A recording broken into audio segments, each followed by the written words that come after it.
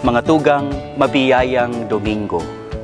Ngunyan pong aldaw pinagpipintakasin yato ang Domingo kan tataramon nin Dios. Itinalaga kan sa tuyang Santo Papa Francisco, an aldaw na ini tanganing mapagiromdom kita, asin maisabuhay ta an halaga kan tataramon kan Dios sa satuyang buhay. Gaano mananggad kahalaga kan tataramon kan Dios sa buhay niyato? Sa mga nadangog tang binasa ngunyan na Domingo, mahihiling ta sa enot na pagbasa. Ang pagbasa kan Biblia magdadara sa satuya bako lang para matanyog ang satuyang puso, kundi mabago ang satuyang buhay. Sa ikaduwang pagbasa, ang paggadayupot niyato sa tataramon kan Diyos madara sa satuya sa mas dayupot na relasyon sa satuyang kapwa. Mahilig ta ang satong kapwa bilang kabtang kan simbahan, kabtang kan satong pamilya, satuyang tugang.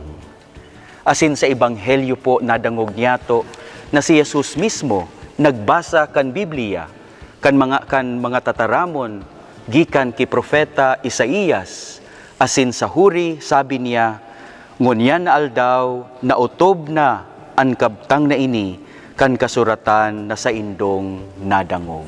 Nautob na.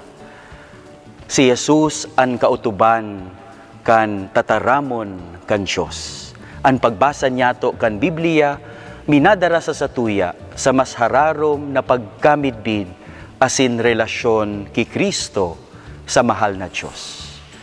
Asin sa satuyang Salmo Responsorial, paulit-ulit ang sinabi ang kahalagahan asin mayor na karakter kan tataramon kan Diyos. Ang tataramon kan Diyos, Espiritu asin buhay.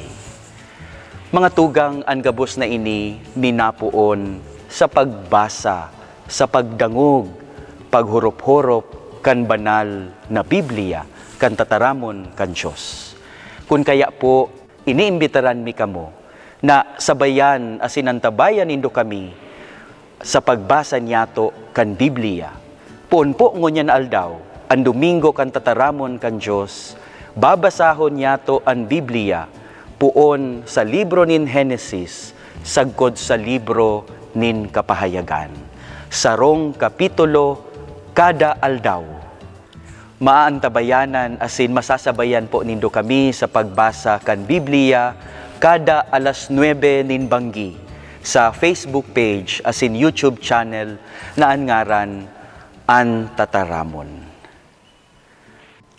Mga tugang lugod, ang pagbasa niyato kan Biblia, ang danay na pagbasa niyato kan tataramon kan Diyos, magdara sa sato, bako lang sa pagbabago kan buhay, kundi sa mas dayupot na relasyon sa satuyang kapwa asin sa mahal na Diyos.